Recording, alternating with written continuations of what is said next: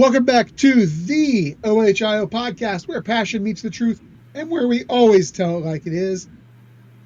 I am the wild man, Chris Wilds, and with me today is the Wolverine Slayer, someone who always brings the fire, the facts, our friend from the Buckeye Lounge, TG. TG, how are things this great morning? Things are good. Had pretty much a very interesting wake up today. How are things with you? I had a very interesting wake up as well this morning. Uh, we were scheduled to do this, and I found myself falling back to sleep. So, it was Yeah, it was interesting. yeah. For me, my power went out, and I almost thought I couldn't get on here, and we got it back on just in time. So it's kind Oh, of funny. perfect, perfect. All right, so guys, the reason we're here today is to talk a little bit about what happened this last weekend. The NCAA Committee on Infractions held a hearing in Indianapolis. Apparently, Connor Stallions was reportedly present. The allegations, a multi-year, in-person stealing operation, sign stealing operation, orchestrated under the noses of or in concert with Jim Harbaugh, who failed to attend, Sharon Moore, who destroyed evidence of this operation, and basically the entire leadership of the Wolverines athletic program. So, Michigan fans have not exactly taken well to this topic online at PG. And boy, they have really let it show. Mm. So, I'm going to read some of the quotes that I've come across from some of the Michigan fans on social media just to get some response from you about what you think of these. Oh The boy. first one comes from GBM Wolverine on X. The fact that Ohio State fans are now cheering on the NCAA because their pathetic program can't beat Michigan is just the gift that keeps on giving. TG, any thoughts on I think. Have you? I'm sorry. Did the rivalry just start in 2021? that? Apparently so. Like you guys have been losing to Ohio State for what 20 to 25 years, almost 30. And y'all were gonna lose in 2020, then you chicken out of that game because you knew you were gonna get beat upside down sideways. I mean, let's be real, y'all were literally one touchdown away in the Purdue and Illinois game for going 0-6 instead of 2-4. So like, don't even. And then 2021, you still sucked. We know your team still sucked, but when you started the cheating scandal, that's when everything took off for you, especially when it came to beating Ohio State. So, like, let's not play this game. Because every time you beat Ohio State, and the first time Ryan Day went up against you, he smacked y'all around, scored 60, what, 62, 63 on y'all year? So, what Yeah. y'all talking about? Tell us something. Can't beat. Oh, we can. The reality is, y'all cheating scandal has gotten in Ryan Day's head so much to a point where now it's like he has that mental block. Now, I actually do think the national title run has gotten this out of his head, and also if anything, I think him talking to Urban, Tressel, and Saban have taught him don't play into your opponent's hands, just play your game and you will win every time.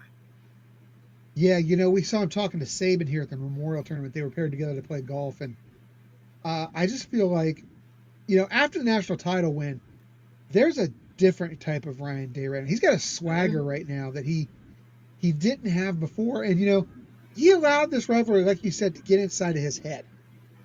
Um, he allowed them to force him to play a type of ball that he wasn't used to playing this last year, which is the sole reason for the 13-10 that they love to throw out there.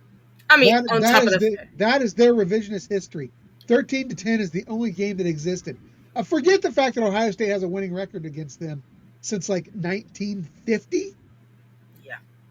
You know, And it's not just that too, but don't forget, Will Howard got concussed. Our yeah, offensive line suffered injuries because remember, Seth McGlone didn't even play in that game. We had to reshuffle our offensive line a day before the Michigan game because of Seth McGlone's Achilles popping in practice. So we had to yeah, shuffle around it, boy. So like, and our and kicker couldn't hit sand if he fell off a camel. So right, like he did suffer a hip injury, but he was like yeah, close in the red zone, and it's like he just missed these so randomly. So like when you kind of look at it, it's basically like like we were meant to lose that game because of how so many dominoes worked against us. And I think it was more of a lesson of Ryan Day saying, don't play in your opponent's hands. Because I think we were going to go tempo, and then Will Howard takes that shot to the head, and everything falls. Because at that point, he's just concussed in the head, and you can tell by his play.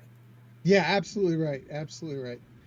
Okay, so let's dig a little bit deeper. Based on things we've gathered, here's the sentiment from Michigan fans online.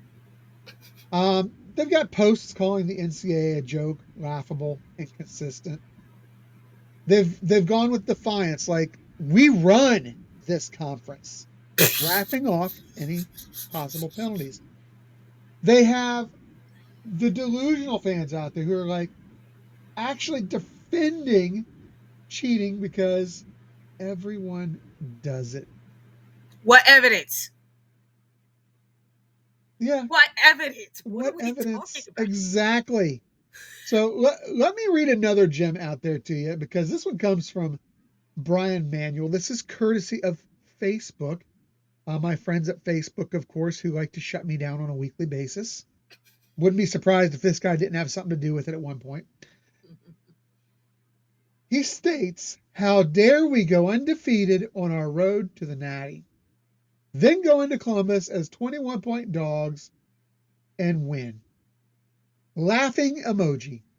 Coping skills aren't their strongest qualities now, are they? Look So, who's talking. TG, you and I have said it. In light of what's happened with the scum and under Harbaugh, let's put the coping on the back burner because we're disgusted even to have to play these guys. What they've done to the sport, what they've done to the game. I don't think it's about coping. I think what Ohio State fans are asking for is simply about justice, about accountability. What are your thoughts? That's all we're asking for. But the problem is with these fans, of course, they don't want that. Of course, they don't want it because they don't know what justice and principles is. Because if this was Ohio State, y'all be whining and crying till tomorrow. I like y'all. Do everybody remember how they acted during the tattoo scandal? Tell me what's worse, this cheating scandal or the tattoo thing? Right. Because if you ask me, the tattoo thing had no impact on winning games because it was No. players that were already eligible, trading their jerseys and stuff for tattoos and even trading their memorabilia and stuff. It's not like this had any effect on recruiting or any effect on the game. When you Right. talk about your cheating scandal, it had impact in recruiting and the outcome of every game that you played. Not only that, but it had impact on other teams, Yeah, staffs. I mean, you look, it the cost head coach coaches from their Central Michigan lost jobs. his job Yep. because of letting Connor Stallion be on the sideline. Yeah, and what's funny Cost is that the head people coach had years. no idea what was going on. I can actually say that with confidence. He had no idea that that was going on. If you actually remember, go back to It the was one of the whole thing about, assistants who was linked. yeah, it's this. It was the quarterback coach. Yeah. If you go back and talk about the Shawan Moore, him deleting text messages, you know how Michigan said, "Oh, well, we checked the text messages, there was nothing there, nothing to reply." Here's the funny thing: there was. Connor Stallions texted Shawan Moore about meeting the Central Michigan quarterback coach. Did you know that? No, I was actually not aware of that. But you know what? Yes. It doesn't surprise me. And here's the thing, whether they had, Michigan can say all they want, it had nothing to do with it. The fact is, you destroyed evidence in the Yeah. investigation. That right there, if this was a criminal investigation, that's going to catch you some. That's going to catch you a charge, Oh, a lot of and it charges. should in this case as well. And trust me, it is. I have been listening to a couple people, including Menace to Sports, which I'm gonna do a whole rant on them on another thing. But people keep thinking that there's not going to be like some severe type of penalties. Here's my problem with this logic of thinking: there should be severe penalties because you destroyed the integrity of the game. Right. What people like on Menace to Sports, Zach and Chris, sorry to call y'all, but this got to be said, and all these other idiots out here who try to let them get away with breaking rules. Understand, the NCAA does not care about these kids. They know what they got into the second they signed. They're gonna get bowl bans because it's deserved for that Yes. program. Because you have to understand that the school, the university itself, was covering up and hiding evidence. It wasn't just the coaches, it wasn't just the players, it was everybody in the university, on the athletic department, from to President Ono and the Michigan board. You were covering up evidence. You tried to you locked them out like USC. You pulled what USC did to the NCAA in 2004. You Yes. shut them out and you gave them the double bird, and you literally just did not comply whatsoever.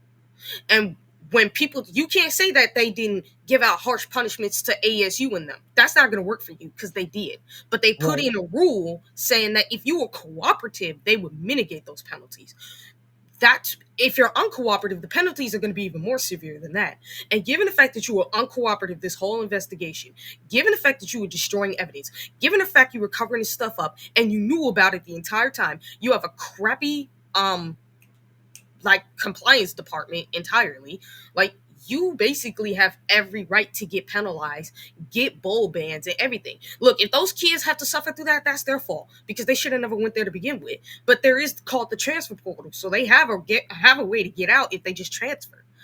But if they have to suffer for the stupidity of this program, the only way kids would commit there is if a Michigan is either paying them a boatload of money, which I know their NIL stuff is starting to dry up. So you're basically promising something that you're never going to deliver on, Right. or they must love Michigan. I mean, I heard about them getting some big time quote unquote recruit, where the reality is I checked out the kid. He's not some big time recruit. He's Right. a good player. I'll say that now, like Yeah. which on his film, but he's not this big time elite. It's not like a Luke Waffle, a Jack Sawyer, a JT, a Joey Bosa, a freaking, the Bosas or Chase Young or any of those type of guys. It's not even a Tyreek Williams. He's just a pretty good, solid player. He's not some big time recruit. And if he committed to y'all, and I checked out his commitment list, it wasn't anything big of a deal. It really wasn't. Like, you chose Michigan over Notre Dame, which is the one good school you actually did get an offer from, but also Kansas. Think about what I'm saying, the Yeah. Kansas Jayhawks. And I get they once did have a good team, but last year they didn't have a good team. I don't know if they're going to have a good team this year. I'm not sure of that. Yeah. So it's like, yeah, him committing to you over them ain't shocking, and it's not impressive. It's not like this is a kid that got an Ohio State offer that chose y'all over Ohio State. Like, no. Or chose Right. y'all over Penn State, or chose y'all over Georgia, or chose y'all over some of these other schools. Like, he chose you over Notre Dame and a Big 12 and an ACC school, which really it wasn't any of the top ACC schools. It's not like he chose y'all over Miami or Clemson or any of them. He chose y'all over, what's the name of that team? Duke, I think. I gotta Yeah. go back and check out his list. It's like Yeah. something like that, and it's like, what are y'all talking about? Like, there's not gonna be severe penalties because there's no downness in the Michigan program. Yes, there is, because if you've been listening and paying attention, they are terrified because if nothing was gonna happen, and I'm gonna repeat this for the Minister Sports guys, Zach and Chris, for the Michigan fans, if nothing was gonna happen, why has Michigan not settled yet? They became Yeah. the first program in the history of college football to get to a hearing. You have to think about what I'm saying, because none of these investigations have ever gone to a hearing. None Right. have ever gotten to. Michigan became the first school. They became that school. And from everything that people have been reporting, Nevada Buck, Kirk Barton, Justice Spiro, even the guys at 11 Warriors or Bro Ohio, and I forget the name of the other guy that's been helping him report on this too. But those guys have been reporting on this like night and day, have been right about the entire thing. And from what they're saying is, no, there's no good light in Michigan. Because first of all, the recruiting really hasn't been good. This is their first big recruiting win. And if you call that a major win, it shows you just how bad the recruiting has been. Because first of all, most top tier recruits don't want to go to that program. Their parents don't want to go because you enable a pedophile, a pervert, you have the cheating scandal going on, and everything you said wasn't going to happen is happening now. So Yeah. if this was really true, your recruiting would have taken a bump the following year after you won the Natty in what, 2023? Correct. You would have took a bump. Ohio State, I think, is projected to take a bump in the 2027 class after this class, after 26. So it's like, what are we talking about here? If nothing was gonna happen, why is your program not really saying much? Well, They're just and feeding you here's BS. yeah. Here's the thing, TG. They think nothing's gonna happen. You mentioned ASU.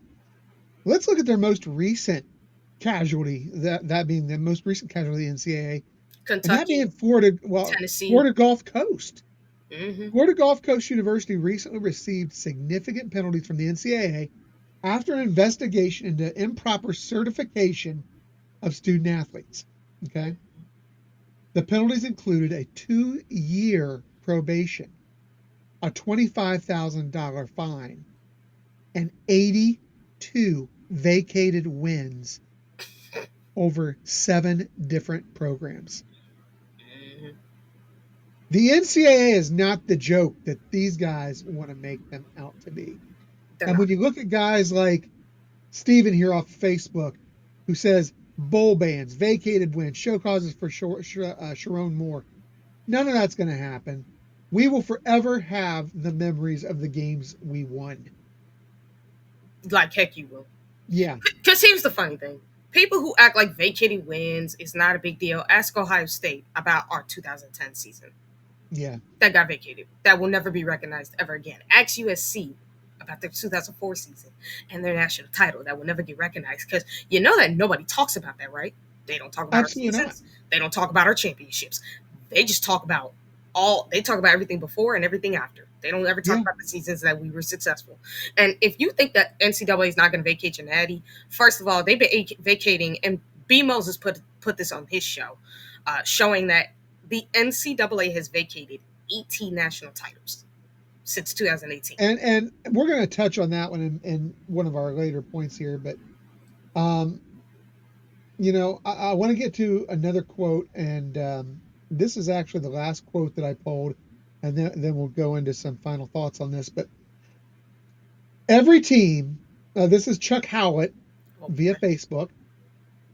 Every team stops signaling in their signs after week 6. The last 9 games we played were straight up. This was a silent admission to cheating, in my opinion. The last 9 games were straight up. Does that mean that we should forget the fact that you cheated for 2.5 years?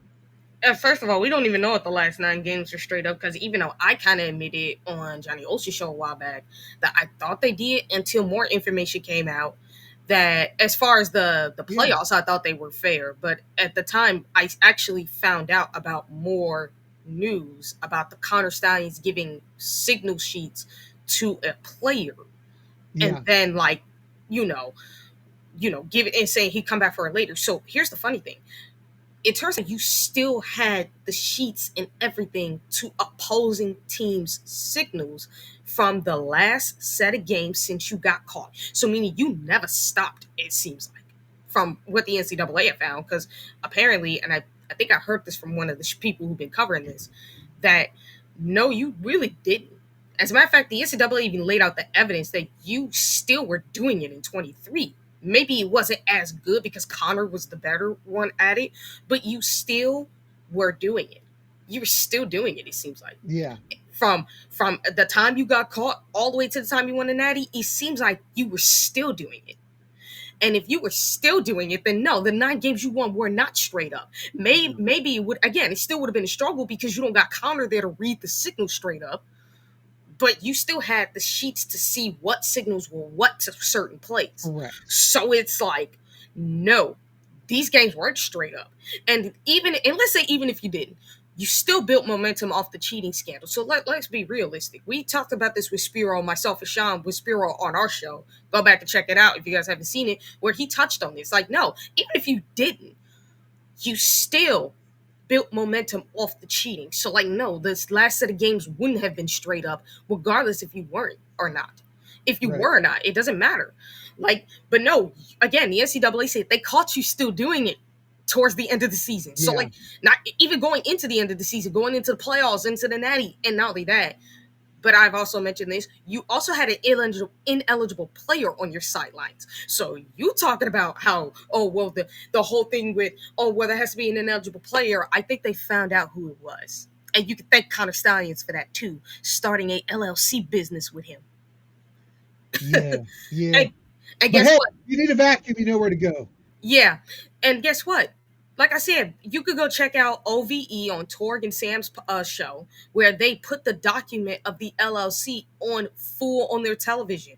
And look, I even found it where it was like Blake Corum didn't need a signature on that thing. All you needed was one, and Connie Stallion signed it. So if it was Yeah, fraud, how come he didn't sue him? correct. Or was it not fraud because both your parents' houses got paid off because of it? And he also put a tweet like, 2 days later about the LLC business, which I found pretty stupid. And somebody took a screenshot of it, and I think the NCAA has that too. So it's like, no. So at the end of the day, no, y'all really didn't stop cheating, and even if you did, you had a